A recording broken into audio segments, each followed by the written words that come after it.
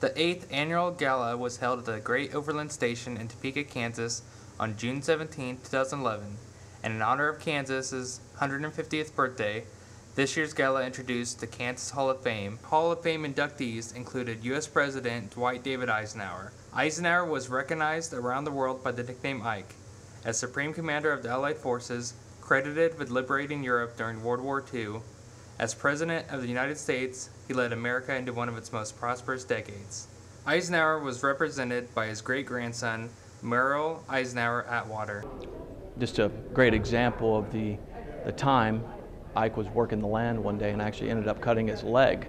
And because the family was poor, they were from the wrong side of the tracks.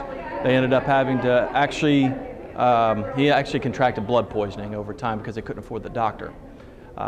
After about 3 days, the wound started actually festering, and the doctor started talking about amputating the leg, things like that.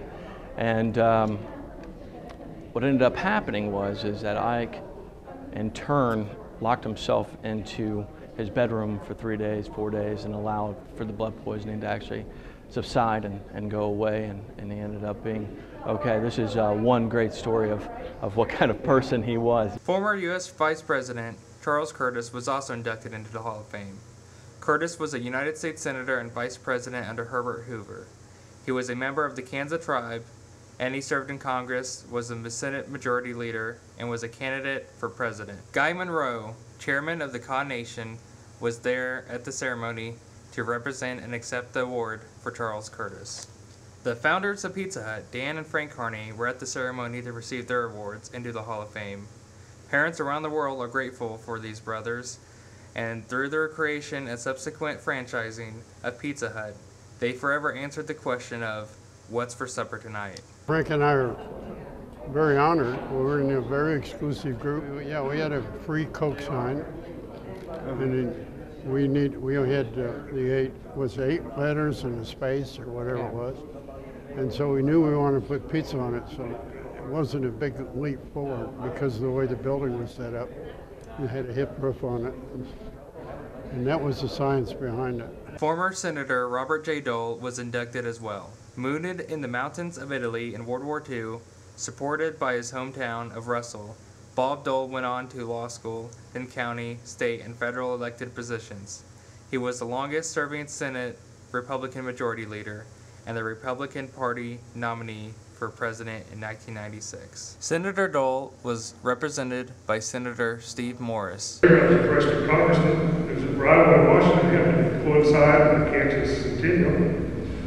50 years later, both Kansas and I have our share of age lines. Yet, for all the changes that time brings, I've never lost the optimism of my youth, nor my faith in the future as an even a better place to be. That's part of what makes me a Kansan. Aviatrix Amelia Earhart was inducted into the Hall of Fame, and while she lived, she was a heroine of aviation and exploration. With her disappearance over the Pacific Ocean, she became a legend, an icon. Amelia Earhart set records in flight, surpassing males of the era and inspired generations of girls. Earhart of Atchison remains a cultural figure today. Earhart was represented by Carol Sutton, president of the 99s, an international organization of women pilots. She was the first president of the International Organization of 99s. The reason they're called 99s, 99 people showed up that day, and they didn't know what to call it, so that's what they called it. She just was a phenomenal person. I just wished I could have met her. I think we all do. General Richard Myers was at the event to accept his induction into the Hall of Fame. Myers was a Kansas State ROTC graduate. He was a fighter pilot and served the 15th chairman of the Joint Chiefs of Staff, the nation's senior military official and the principal military advisor to the President, the Secretary of Defense, and a National Security Council.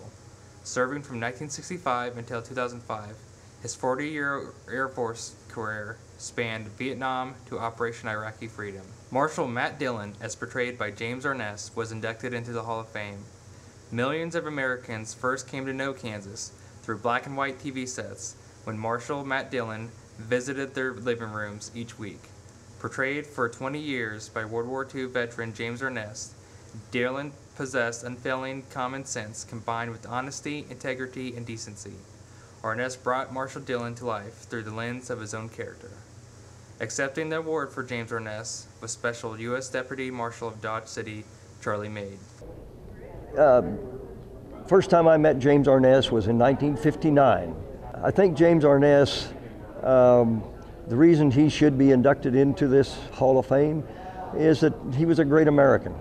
He fought in the Second World War, and if you notice on some of the, on one of the landings in Japan, I believe it was, I could be wrong, but he got wounded in his right leg, and you see in some of the shows where he limps on his right leg. Well, that's the reason for that.